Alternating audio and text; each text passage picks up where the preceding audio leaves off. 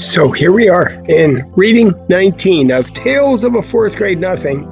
And of course, the whole thing is about Fudge and why is he that way? So here he has a chance to be in a TV commercial.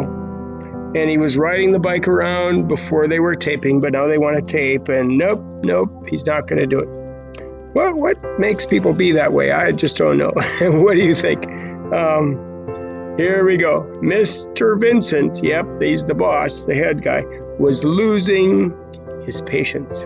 Hatcher, he hollered, you get that son of yours to ride my toddle bike or I'm taking my whole account away from you and your agency. Oh my gosh. That would be like the second account he lost to Juicy O because of Fudge too. Must I remind you, George? Using Fudge was your idea, not mine, my father said. Forget about whose idea it was, Hatcher. He's your kid. You better get through to him now. I have an idea, my father said. He walked to a corner of the room and beckoned to the others. Mr. Denberg and Mr. Vincent gathered around him, along with the cameraman and Janet. They looked like a bunch of football players, huddled together, talking about the next play. Soon my father called to me, Peter, would you like to join us, please? Sure, Dad, I said. What is it? Peter, we want you to ride the toddle bike for us, to show Fudge how it's done. This is like at the dentist. Peter had to show how to open the mouth. That's funny. But he already knows how to ride, I said. Didn't you see him zooming around? He won't do it for the cameras, though, my father explained. So we need your help. Will I be in the commercial too, I asked. Well, the toddle bike is really for very young children, Mr. Denberg said. Otherwise, we'd have you do it in a minute. I got the message. It was like buying shoes and down at Dr. Brown's office. They were going to use me to get Fudge to do what they wanted him to do. I wondered how anyone would ever manage my brother without my help. I walked over to Fudge and told him I was going to ride the toddle bike. Get off, I said. Fudge held onto the bike. No, mine. It's not yours, my father told him. But Fudge wouldn't move for anything. He closed his eyes and screamed. Can he scream loud when he tries? Whew. So my father had to pull him off the toddle bike, and Fudge kicked and kept screaming, and I'll bet Mr. Vincent was very sorry he'd ever spotted my brother in the first place. I got on the toddle bike. It was so small my knees practically touched the ground.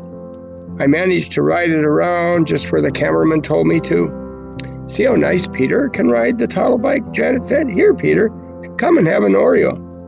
You did so well, you can have 2 or 3 if you want.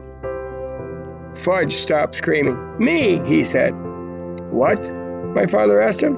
Me ride, me. You can ride as well as Peter can? Mr. Denberg said. I can, Fudge told him. I don't think so, Mr. Denberg said. You already had a turn and you didn't do what I told you to. Me, you want to try again? My father asked. Again, Fudge said. Again. Well, I don't know, Mr. Denberg said. Well, Mr. Vincent said, chewing on a cigar. Well, the cameraman said, scratching his head. Please, Fudge begged. I never heard my brother say please before. Mr. Denberg said, okay, we'll give you one more chance. Fudge ran to the toddle bike. I got off and he jumped on. Now, he asked Mr. Denberg. Now, Mr. Denberg said, ride this way, Fudge over here toward me. Fudge did just as he was told. Just like Peter, he said. See, just like Peter. Janet gave me a kiss on the cheek. You saved the day, Peter Hatcher, she said. And when she wasn't looking, I wiped off my face. Her kiss was just too juicy. What a cool chapter. So that means Fudge was a TV star.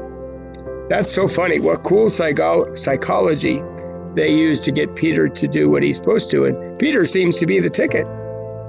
All right, and the next chapter will be called Just Another Rainy Day. So here's the end of this reading. So go to your Google Doc. Man, so many of you are writing beautiful summaries along with your questions, predictions, feelings, and thoughts. Good for you.